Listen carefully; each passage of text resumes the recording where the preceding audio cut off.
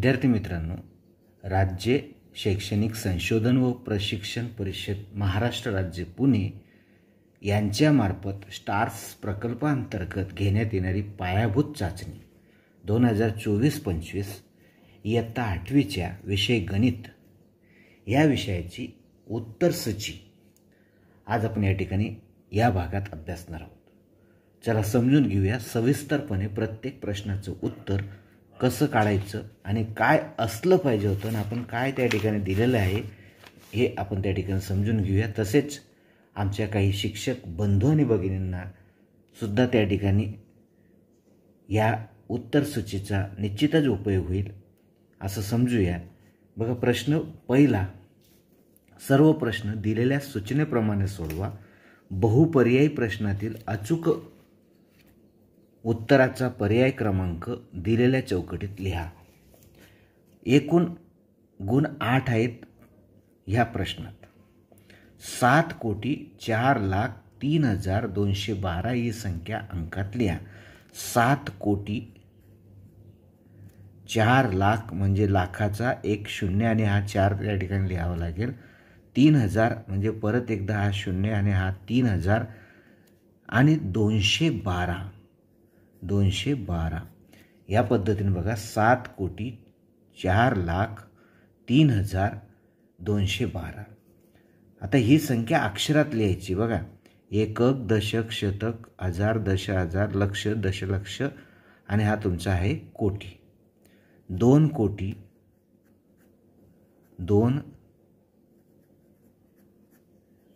कोटी 54 लाख 9,000 396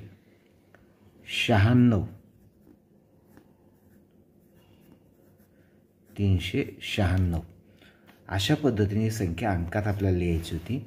आता ह्या संख्येचे विस्तारित रूप लिहा. 87,06,058 या संख्येचं विस्तारित रूप लिहायचं असेल तर काय करायचं बघा. 8वर 1 2 3 4 5 6 शून्य द्यायचे. 1 2 3 4 5 6 प्लस 7वर 5 शून्य 1 2 3 4 5 पुढे शून्य येतो, लिहिण्याची गरज नाही.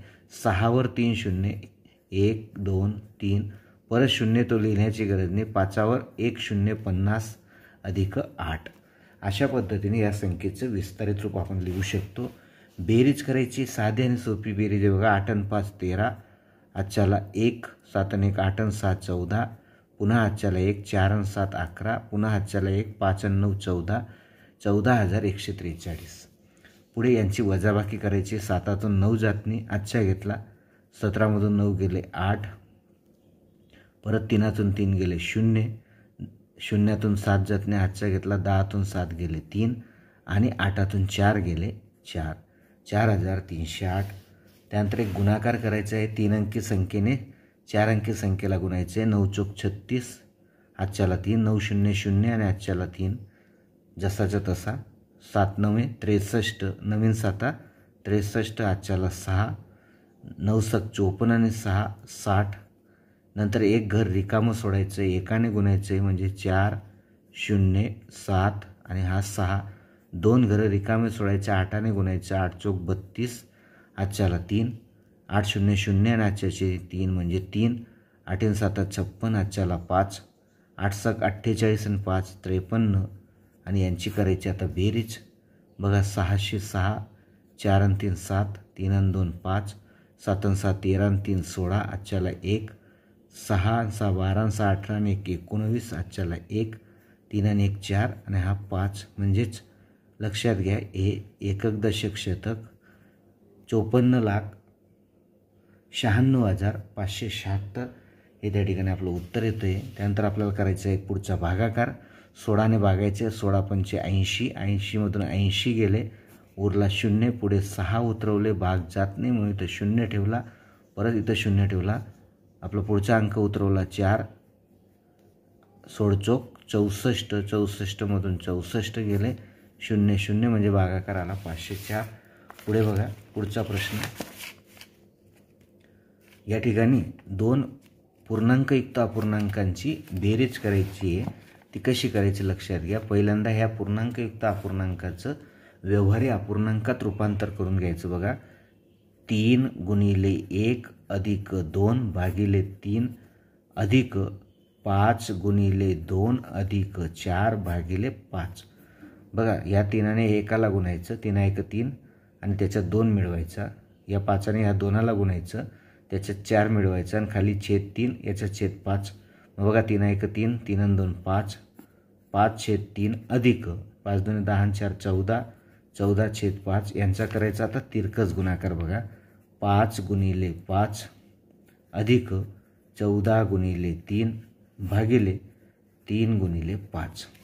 म्हणजेच बघा 5 5 25, 14 त्रिक 42, छेदस्थानी 5 त्रिक 15.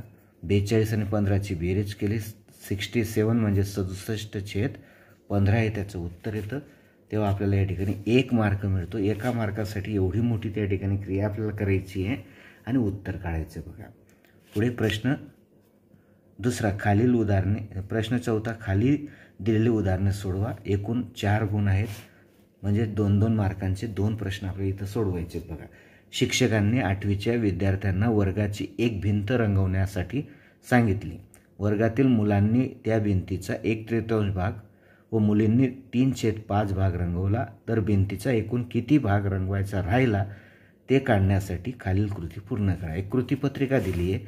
विद्यार्थ्यांनी भिंतीचा रंगवलेला एकूण भाग, त्याच्यामध्ये मुलांनी रंगवलेला भाग अधिक मुलींनी रंगवलेला भाग. मुलांनी रंगवलेला भाग 1/3, मुलींनी रंगवलेला भाग 3/5. परत यांची बेरीज करायची आहे छेद समान करून. 5चा आणि 1चा गुणाकार 5 1 5 अधिक 3चा आणि 3चा गुणाकार 9, छेदस्थानी 3चा आणि 5चा गुणाकार 3 5 15. बघा 5 1 5, 3 त्रिक 9, 5 आणि 9ची बेरीज आणि 3 5 15. 5 आणि 9ची बेरीज 14, 14 छेद 15. आता भिंतीचा रंगवायचा राहिलेला भाग म्हणजेच पूर्ण भिंत, एक भिंत वजा भिंतीचा रंगवलेला एकूण भाग. एकूण भाग जेवढा रंगवला तेवढा आहे 14/15. म्हणजे 15मधून 14 भाग रंगवलेले आहेत, बरोबर. एकामधून आता ही वजाबाकी करायची. 15 1 15 वजा 14 1 14 भागिले 15. परत तिरकस गुणाकार केला, याच्या छेदामध्ये 1 असतो. 15 1 15, 14 1 14 वजा केला आणि 15 1 15 खाली लिहिला. 15मधून 14 गेला 1, 1/15 एवढा भाग रंगवायचा बाकी होता. प्रश्न 5व्याकडे. चौथ्याच्या दुसऱ्या प्रश्नाकडे जाऊया.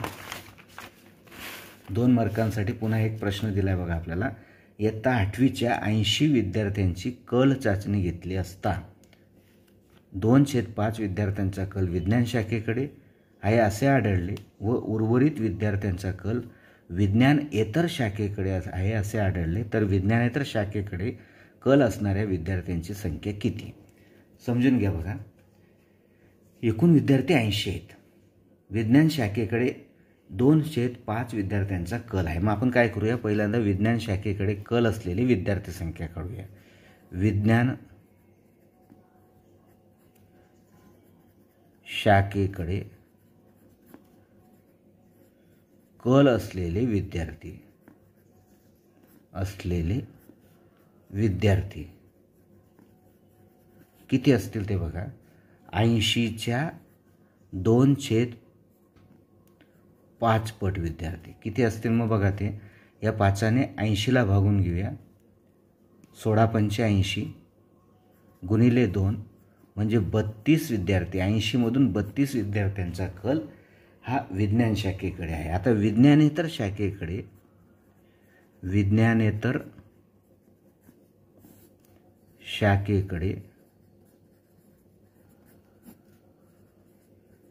कल असलेले विद्यार्थी बरोबर एकूण विद्यार्थी होते 80 वजा विज्ञान शाखेकडे कल असलेले विद्यार्थी आहे 32. दोघांची वजाबाकी केली म्हणजे 48 म्हणजे 48 विद्यार्थी यांचा विज्ञान सोडून इतर शाखेकडे त्या ठिकाणी कल आहे असं आपण त्या ठिकाणी सांगू शकतो. समजला का बघा प्रश्न. पहिल्यांदा विज्ञान शाखेकडे कल असलेले विद्यार्थी काढायचे. 80च्या 2/5 पट करून ती येते संख्या 1685 × 2 म्हणजे 32 विद्यार्थी विज्ञान शाखेकडे जाऊ इच्छितात. तर विज्ञान शाखा सोडून इतर शाखेकडे कल असलेले विद्यार्थी काढायचे असतील तर 80मधून 32 वजा केले 48 म्हणजे 48 विद्यार्थ्यांचा कल हा विज्ञान सोडून इतर शाखेकडे आहे असं आपण त्या ठिकाणी सांगू शकतो. पुढे प्रश्न 5वा. खाली दिलेली उदाहरणे सोडवा. अ भाग त्याच्यातला बैजिक राशींची बेरीज करा 2 गुणांसाठी. बघा आता या 2 बैजिक राशींची बेरीज करायची असेल तर सर्वात पहिला महत्त्वाचा मुद्दा काय, स्वरूप पदांच्या खाली स्वरूप पदं लिहायची. म्हणजे ही जी पहिली पदावली ती पहिली मांडून घ्यायची. -2 p² प्लस 10p मायनस 14. आता याच्या खाली प्लस करून ही दुसरी पदावली लिहिताना स्वरूप पदं हे p² आहे हा याच्या खाली लिहायचा 9p². हा 4p आहे तो याच्या खाली लिहायचा 4p.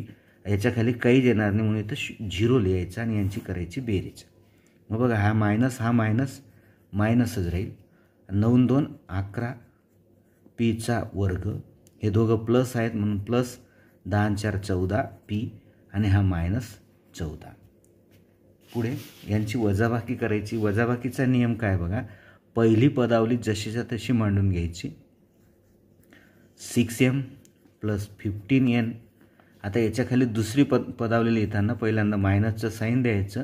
स्वरूप पदांच्या खाली स्वरूप पदं लिहायचे. हे 25 येणार इथं 25m 25m. नंतर यांच्या खाली n म्हणजे हा -12n आणि हा जो l राहिलेला आहे हा शेवटी 18l या ठिकाणी लिहायचा आणि यांची करायची वजाबाकी. वजाबाकीचा नियम असा आहे की दुसरी जी पदावली आहे या दुसऱ्या पदावलीमधील प्रत्येक पदाचं चिन्ह म्हणजे साईन चेंज करून घ्यायचं. हे प्लस आहे मायनस होईल, हे मायनसचं प्लस होईल, हे प्लसचं मायनस होईल. मग आता बघा 25 मायनस आहे 6 प्लस आहे. 25मधून 6 गेले 19m. पण 25 मोठा असल्याकारणाने -19m. हे दोघं प्लस आहेत, प्लस साईन खाली येणार. 15 आणि 12 27n होईल आणि हा -18l जसाच्या तसा राहील. पुढे बघा बेरीज वजा गुणाकार करायचा. बैजिक राशींचा गुणाकार करा.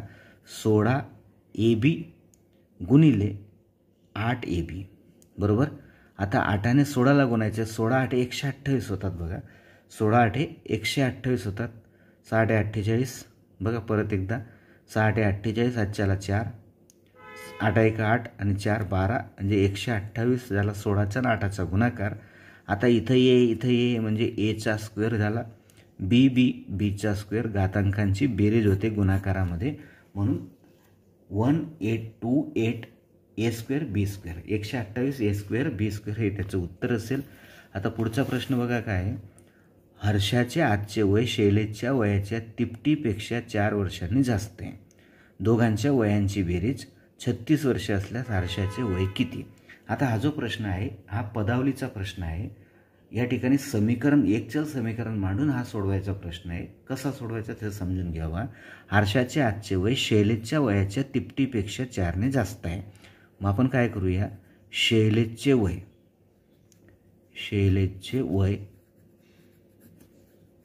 x मानू बरोबर. मग हर्षाचे वय शैलेशच्या वयाच्या तिपटीपेक्षा म्हणजे एक्सचे तिप्पट 3x आणि कितीने जास्त आहे 4ने म्हणून हर्षाचे वय एक्सच्या तिप्पट 3x आणि त्याच्यापेक्षा 4ने जास्त म्हणजे 3x अधिक 4 आहे असं आपण त्या ठिकाणी सांगू शकतो. दोघांच्या वयांची बेरीज करायची. हे शैलेशचं वय अधिक 3x अधिक 4 हे हर्षाचं वय, हे शैलेशचं वय, हे हर्षाचं वय, दोघांच्या वयांची बेरीज 36 आहे बरोबर. 3x आणि हा 1x म्हणजे हा 4x प्लस 4 बरोबर 36. हा 4 याच्यातून मायनस होईल. 4x बरोबर 36 मायनस 4 म्हणजेच 4x बरोबर 32. हा 4 इकडे गुंतोय, हा 32ला भागेल म्हणजे x बरोबर 32/4 म्हणजेच x बरोबर 4 8 32. मग हर्षाचं वय काढायचं आपल्याला. हे आलं शैलेशचं वय. शैलेशचं वय आलं 8 वर्ष.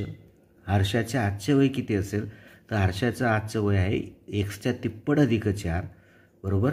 म्हणून हर्षाचे आजचे वय बरोबर 3 गुणिले x म्हणजे 8 अधिक 4, 3 8 24 आणि 4 28 वर्ष हे तिचं आजचं वय असेल असं आपण त्या ठिकाणी सांगू शकतो. बघा पुढचा प्रश्न बघूया.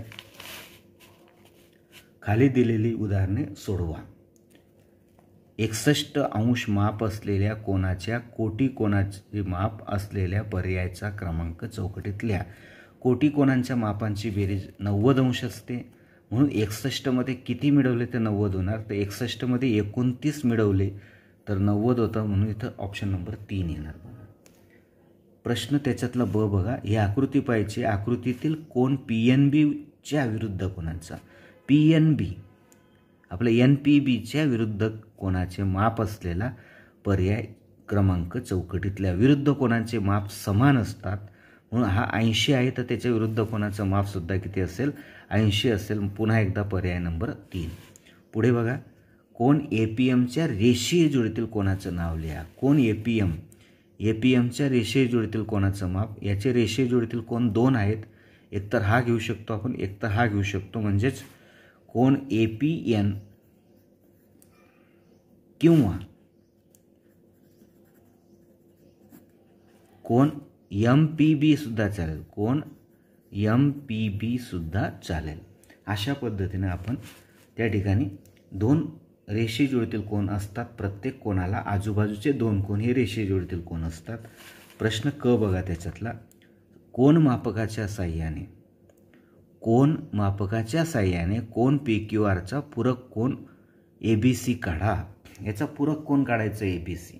आता पूरक कोन काढायचा असेल तर काय करावं लागेल विद्यार्थी मित्रांनो. बघा कोन मापकाच्या मदतीने या कोनाचा कोन PQRचा पूरक कोन आपल्याला काढायचा. पूरक कोनांच्या मापांची बेरीज 180 अंश असते. या कोनाचं माप PQRचं 20 अंश आहे, म्हणून त्याचा जो विरुद्ध पूरक कोन आहे त्याचं माप त्या ठिकाणी 160 अंश असेल. मग हा कोन मापक आपल्याकडे बघा विद्यार्थी मित्रांनो. हा या ठिकाणी आपल्याला बरोबर इथं ठेवायचं आहे. ही खालची रेषा आपण काढलेल्या रेषेवर आली पाहिजे. बरोबर. आता आपला जो रेषाखंड तो इकडच्या बाजूला आहे, उजव्या हाताला आहे, म्हणून इकडनं आपल्याला 160 अंशापर्यंत मोजत जायचं आहे. कितीपर्यंत? 160 अंशापर्यंत मोजायचं आहे. हा इथं 160 आहे बघा आपला. आणि त्यानंतर तिथून आपल्याला काय करायचं आहे, कोन काढायचं आहे. हा कोन आला बरोबर आपला 160 अंशाचा.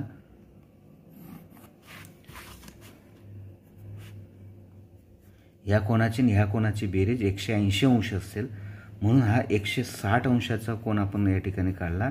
याला आपल्याला नाव द्यायचं कोन ABC. हा A, हा त्याचा B शिरोबिंदू आणि हा इथं आपला काय आला C. त्यानंतर दुसरा जो प्रश्न आहे ड प्रश्न, याच्यात आपल्याला काय करायचं बघा. याच्यात आपल्याला या ठिकाणी या कोनाचा संलग्न कोन काढा आणि त्याचे नाव द्या. या कोनाचा संलग्न कोन. आता संलग्न कोन काढायचा असेल तर तो आपण इथंच काढू शकतो. याच्या शेजारी एक तर इकडच्या बाजूला किंवा हा इकडच्या बाजूला पण आपण इथं काढू शकतो. बघा कुठल्या पण एका बाजूला याचा संलग्न कोन आपण काढू शकतो. आणि याला जर आपण नाव दिलं, इथं समजा C नाव दिलं तर कोन COA हा असेल. आणि इथं जर आपण D नाव दिलं तर कोन BOD. हे दोघं त्याचे संलग्न कोन आहेत असं आपण त्या ठिकाणी सांगू शकतो. बघा जाऊया पुढच्या प्रश्नाकडे. प्रश्न 7व्याकडे बघा. 7व्या प्रश्नात 3 मार्कांचे 2 प्रश्न आपल्याला या ठिकाणी दिले. 3 आणि 3 6 मार्कांचे 2 प्रश्न आहेत. 47 मीटर लांबी व 39 मीटर रुंदी असलेल्या आयताकृती शेताच्या रुंदीच्या एका बाजूने 5 मीटर रुंदीचा रस्ता शेतातून गेल्यास रस्ता सोडून उरलेल्या शेताचे क्षेत्रफळ किती. आता बघा या ठिकाणी आपण एक आकृती जर काढायचं म्हटलं तर शेताची आकृती पहिल्यांदा आपण काढून घेऊया. बघा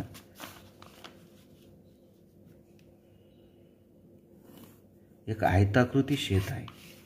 आता या शेताची लांबी आणि रुंदी आपल्याला दिली बघा विद्यार्थी मित्रांनो.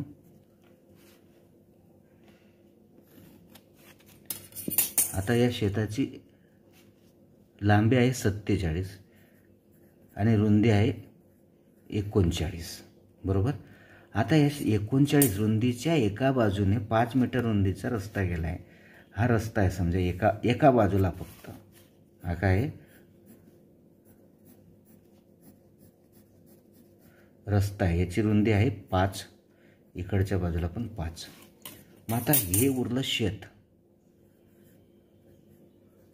उर्वरित शेत आहे, बरोबर. आता हे जर उर्वरित शेत असेल बघा विद्यार्थी मित्रांनो, उरलेलं शेत असेल तर या शेताचं क्षेत्रफळ आपल्याला विचारलं आहे. हे उरलेलं शेत आहे, या शेताचं क्षेत्रफळ आपल्याला विचारलं आहे. ते काढण्यासाठी काय करावं लागेल, ही 47 होती बघा इथून इथपर्यंत, म्हणजे ही जी लांबी आली आता ही 42 आली, रुंदी तेवढीच आहे बघा. म्हणून आता ह्या उरलेल्या शेताचं क्षेत्रफळ काढायचं असेल तर शेताचे क्षेत्रफळ बरोबर 42 गुणिले 39 यांचा त्या ठिकाणी गुणाकार करावा लागेल, बरोबर. मग आता 39 आणि 42चा गुणाकार करायचा असेल तर काय येणार गुणाकार बघा.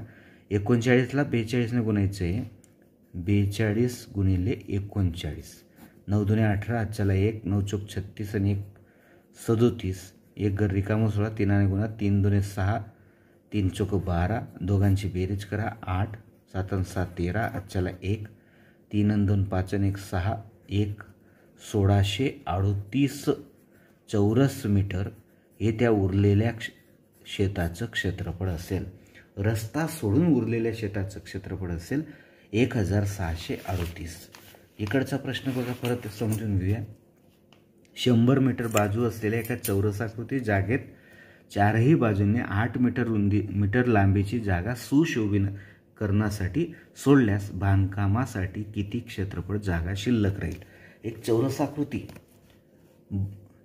जागा आहे बघा, एक चौरसाकृती जागा जिची बाजू आहे 100 मीटर. आता बघा चारही बाजूने 100 मीटर लांबी असलेली एक चौरसाकृती जागा आहे आणि या जागेच्या चारही बाजूंनी 8 मीटर लांबीची जागा सुशोभीकरणासाठी सोडलेली आहे. बघा हा 100 आहे, हा 100 मीटर आहे, हा पण 100 मीटर आहे, खाली हा पण 100 मीटर आहे. आता आपल्याला काय करायचं लक्षात घ्या, चारही बाजूंनी 8-8 मीटरची जागा सोडून द्यायची डेकोरेशनसाठी.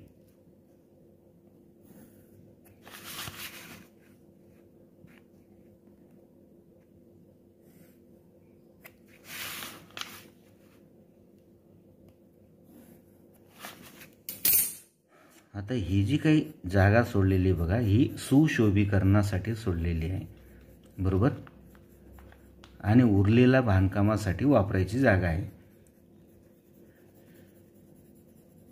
ही बांधकामासाठी वापरण्याची जागा,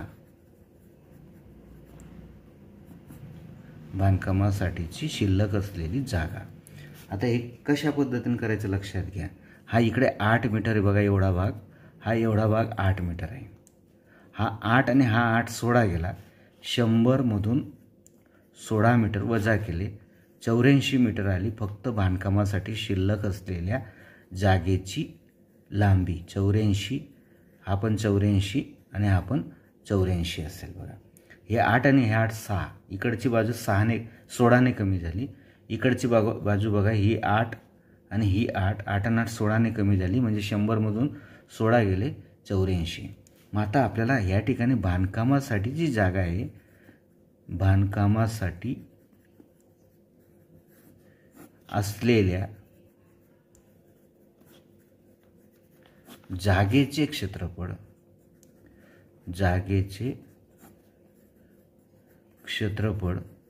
बरोबर 84चा वर्ग. 84चा वर्ग म्हणजे 84 गुणिले 84 करा किंवा तोंडी काढा बघा. 4चा वर्ग 16, आजच्याला 1, 8 चोक 32, त्याच्या दुप्पट 64 आणि आजच्याचा 1 65, आजच्याला 6. 8चा स्क्वेअर 64 आणि त्याच्यात मिळवला आजच्याचा 6 म्हणजे 70. नीट बघा परत एकदा. 4चा वर्ग 16, आजच्याला 1, 8 चोक 32, 32 दुने 64 आणि आजच्याचा 1 65, आजच्याला 6. 8चा वर्ग 64 आणि आजच्याचे 6 70 चौरस मीटर एवढी बांधकामासाठी उरलेली काय आहे, जागा आहे. पुढचा प्रश्न बघा. एका गृहिणीने दरमहा केलेली बचत पुढे दिली आहे, तर सरासरी बचत किती? सरासरी बचत किती? तर या ठिकाणी बघा, महिना जानेवारी, फेब्रुवारी, मार्च, एप्रिल, मे आणि जून 1 2 3 4 5 6 महिन्यांची बचत दिली आहे. मग सरासरी म्हणजे काय आपल्याला माहिती आहे. सरासरीचं सूत्र आहे सरासरी बचत बरोबर एकूण बचत भागिले महिन्यांची संख्या. हे सूत्र आपल्याला या ठिकाणी वापरायचं आहे बघा. मग आता एकूण बचत काढायची असेल तर या संपूर्ण अंकांची बेरीज करावी लागेल आपल्याला. 0 0 0 0 0 म्हणजे 0 आला बघा. 5 आणि 7 12 आणि 5 17 आणि 2 19 आणि 7 26. आजच्याला 2 7 आणि 2 9 7 16 आणि 4 20 आणि 5 25 आणि 9 34 आणि 8 42 भागिले 6. 6ने भागायचं आहे. 6 0 आपलं साईन 7 42 6 1 6 0 0 म्हणजेच याचा अर्थ असा की एवढी बचत त्या ठिकाणी त्यांनी केली असं आपण सांगू शकतो. 710 सरासरी बचत 710 रुपये आहे असं आपण त्या ठिकाणी सांगू शकतो. बघा पुढचा प्रश्न बघूया. एक नकाशा दिला आहे आणि या नकाशामध्ये अकोला जिल्ह्यातील 7 तालुक्यांमध्ये झालेल्या मतदानाची टक्केवारी नकाशात दिली. त्यावरून त्या जिल्ह्याचे सरासरी मतदान काढा. आता बघा किती जिल्हे आहेत. 1 2 3 4 5 6 7 जिल्हे आहेत. आता पुन्हा एकदा या ठिकाणी तेच सूत्र आपल्याला वापरायचं आहे. 7 जिल्ह्यांचं झालेलं मतदान. मतदानाची सरासरी बरोबर एकूण झालेले मतदान आणि भागिले तालुक्यांची संख्या. मग बघा एकूण झालेले मतदानांची जर आपण बेरीज करायची म्हटली तर सगळ्या 7 जे काही जिल्हे आहेत प्रत्येक जिल्ह्याच्या मतदानाची आपल्याला बेरीज करायची आहे आणि ते बेरजेचं आपल्याला त्या ठिकाणी काय करायचं आहे, सरासरी काढायची आहे. आता एकूण 7 तालुके आहेत. 64.02 पासून आपण सुरुवात करू. अधिक 54.87 हे अकोट तालुक्याचं आहे, हे तेल्हारा तालुक्याचं आहे. त्यानंतर बाळापूरचं आहे 68.58 प्लस अकोला तालुक्याचं आहे 59.16 प्लस मूर्तिजापूरचं आहे 64.52 आणि प्लस बार्शी टाकडीचं आहे 62.52 आणि शेवटचा तालुका आहे पातूर 62.43. यांची सगळ्यांची बेरीज भागिले 7. आता बघा यांची सगळ्यांची बेरीज पहिले करून घेऊया. 3 5 7 7 आणि 6 13 13 आणि 8 21 21 आणि 4 25 आणि 2 27. परत एकदा नीट बघा. 6 आपलं 3 आणि 2 5 आणि 2 7 आणि 6 13 आणि 8 21 आणि 21 आणि 4 25 आणि 2 27. आजच्याला 2 4 आणि 2 6 आणि 5 11 आणि 4 11 आणि 5 16 आणि 1 17 17 आणि 5 22 8 30 30 30 0. आजच्याला 3 3 आणि 2 5 5 आणि 2 7 7 आणि 4 11 9 20 20 आणि 8 28 आणि 4 32 आणि 4 36. आजच्याला 3 6 आणि 3 9 6 15 आणि 6 21 आणि 5 26 आणि 6 32 32 आणि 5 37 37 आणि 6 43 436.07 भागिले 7 करायचं आपल्याला आणि भागाकार करून सरासरी मतदान काढायचे. बघा 7 सकम 42 उरला 1 7 दुने 14 7 दुने 14 परत 1 उरला इथं दशमलव चिन्ह ठेवलं 7 1 7 उरला 3 आणि 36 झाले 7 5 35. अशा पद्धतीने आपण या ठिकाणी एकूण तालुके किती आहेत बघा 1 2 3 4 5 6 7 तालुक्यांचं सरासरी मतदान त्या ठिकाणी काढू शकतो. एका वर्गातील काही मुलांचे वजन किलोग्रॅममध्ये दिलेले आहे.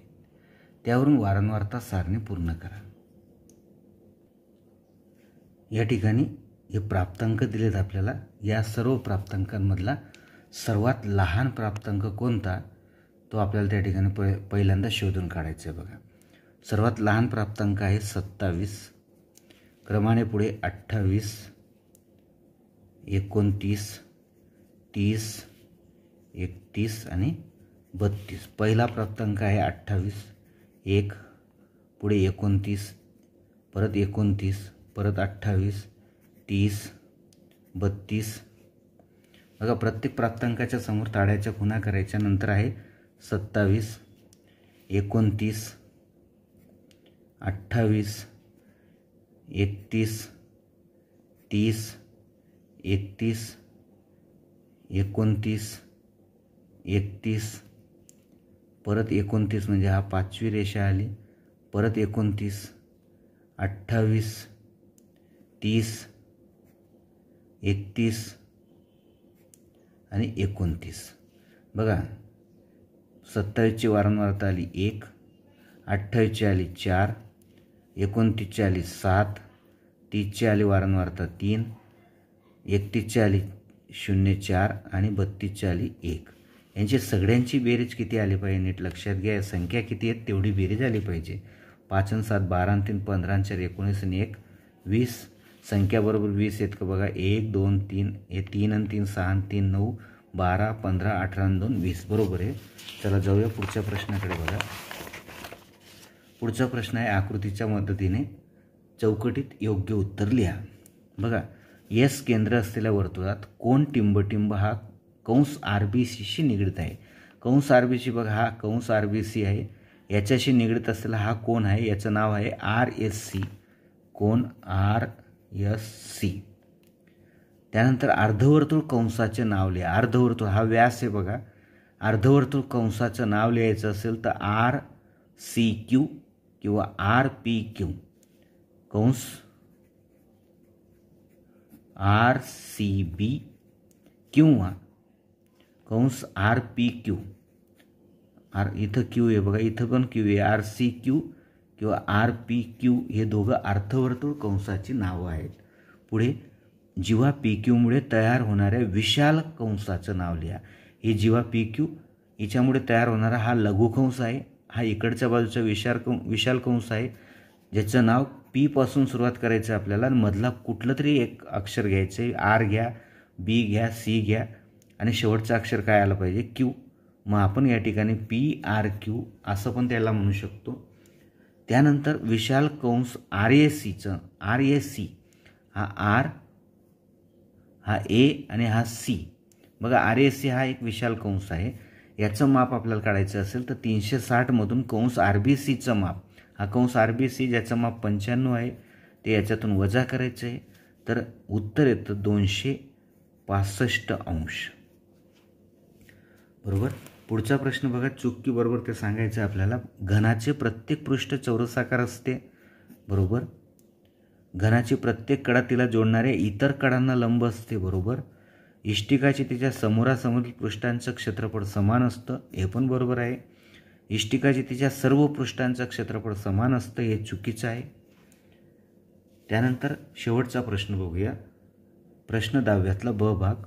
आतील बाजूने 4 मीटर लांब, 3.5 मीटर रुंद व 2 मीटर उंच असलेल्या हौदाच्या तळाला व चारही भिंतींना आतून फरशी लावायची आहे.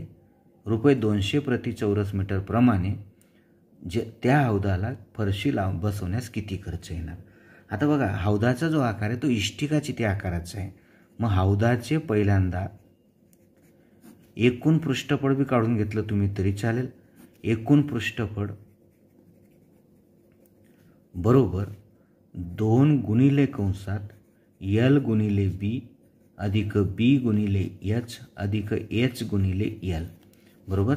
इथं बघा, L किती आहे 4, B किती आहे बघा 3.5 आणि H किती बघा 2. या किमती जर आपण टाकल्या तर उत्तर आपल्याला काय येणार बघा, 2 गुणिले 4 गुणिले 3.5 अधिक 3.5 गुणिले 2 अधिक 2 गुणिले 4. हा 2 जसा तसा ठेवा, गुणिले कंसात गुणाकार करा. 3.5 गुणिले 4 म्हणजेच 7 दुनी 14 प्लस 3.5 गुणिले 2 म्हणजे 7 आणि बेचोक 8 अधिक 8. पहिले बेरीज करून घेऊया. 2 गुणिले 14 आणि 7 21, 21 आणि 8 21 आणि 8 29. दोघांचा गुणाकार केला तर 58 चौरस मीटर हे आलं इष्टिका चितीचं एकूण पृष्ठफळ. आता या ठिकाणी म्हटलेलं काय लक्षात घ्या, तळाला आणि चारही बाजूंनी भिंतींना आतून फरशी लावायची आहे, म्हणजे वरच्या झाकणाला लावायचं नाही आहे. मग वरचा जो पृष्ठभाग आहे, वरच्या पृष्ठभागाचं क्षेत्रफळ, वरच्या पृष्ठाचे क्षेत्रफळ बरोबर लांबी गुणिले रुंदी. म्हणजेच लांबी आहे तुमची 4, रुंदी आहे 3.5 म्हणजेच 14 चौरस मीटर. एवढं त्या ठिकाणी आपल्याला कमी करायचं आहे. फरशी इथं फरशी लावायची नाही आहे, म्हणून फरशी लावण्यासाठी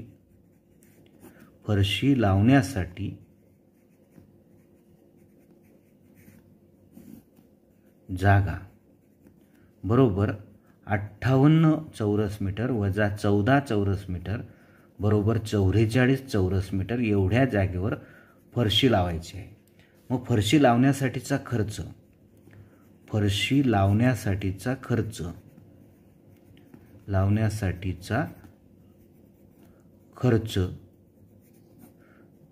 बरोबर 44 चौरस मीटर गुणिले 200 रुपयाचा भाव आहे.